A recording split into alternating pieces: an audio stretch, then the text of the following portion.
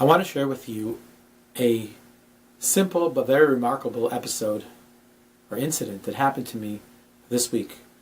I'd gone to Target to pick up a few things for Hebrew school, some snacks, and I come to the cash register to pay. And kind of out of the corner of my eye, as I'm walking to the cashier, I notice a woman and she's got oxygen. She looks like she's not that well with her teenage daughter. And they're kind of going through their shopping cart. I didn't really make much of it. And I just went online. And it seems like a minute later, she went on the cashier right behind me in Target. They have like one cashier and then they have one right behind it. And I'm waiting to pay because the woman in front of me still is paying. And I overhear the following conversation. It seems like her cashier, this woman on the oxygen, had just finished tallying all the items. And she was one of those cashiers who was, in training, and there was somebody supervising her. And she says to her, that'll be $19, that'll be $20.02 or something like that. And the woman takes out a gift card, a Target gift card, and she pays, and there's only $19.02. So she's $1 short. So the woman says to her, the cashier in training says to her, that'll be another $1. She opens up her purse and she opens up her wallet. She doesn't have 1 penny. Not a dollar bill, not a quarter.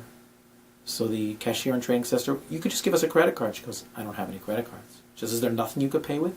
She goes, yeah, I have a food stamp, Family First card. Let's use that. She swipes the Family First card. There's no money left on it. And this poor woman is standing there with her daughter, and she's not sure what to do. Should she put something back? It's a really awkward moment. And the cashier in training doesn't know what to do either. It's the first day on the job. So without really thinking, I reached into my pocket. I took out a dollar bill. I walked over to her and I said, here, have this. This will help you.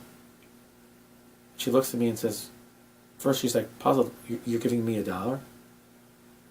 And I said, yeah, it's a gift. Don't worry, it's all good. And then tears fill her eyes and she looks at her granddaughter and says, wow, that's really nice. And then the cashier in training, it's her first day on the job, is like, wow, that's really nice. The cashier who was training her, who I happen to know just from being friendly to the cashiers at Target, looks at me and says, Rabbi, that was very special. The cashier that was checking me out, ringing me up, she saw what happened. She says, wow, that was very special. And the woman in front of me online saw that as well, and she broke out into a big smile. And I walked out of the store and I realized that for $1, I'd made 6 people smile, 1 person cry, and for $1, I had this great story to share with you. But I walked out with something much greater than that, and that was such a good feeling, such a remarkable feeling. I'd given something to someone who really needed it, and I had made a difference. Which brings me to a simple question that one of my students asked me a few years ago. She said to me, Rabbi, I love giving. I love doing chesed. I love doing kindness. I don't do it because I want to help the other person. I do it because of the high that I get. I feel so much pleasure when I give. Am I selfish by helping other people out? Which is a really good question, a profound question for a teenager.